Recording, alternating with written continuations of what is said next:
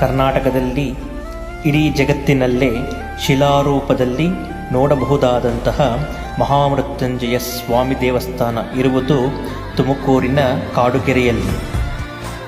ಈ ದೇವಸ್ಥಾನವು ಮಂಗಳೂರಿನ ಶೈಲಿಯಲ್ಲಿ ನಿರ್ಮಾಣಗೊಂಡಿದೆ.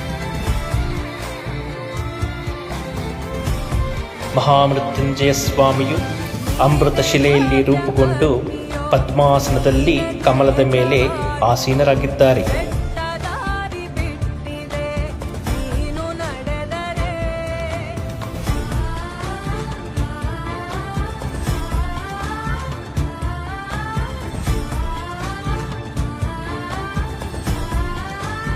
ನೀವು ಸಹ ನಿಮ್ಮ ಕುಟುಂಬದ ಜೊತೆ ಮಹಾಮೃತ್ಯುಂಜಯ ಸ್ವಾಮಿ ದೇವಸ್ಥಾನಕ್ಕೆ ಒಮ್ಮೆ ಭೇಟಿ ಕೊಡಿ.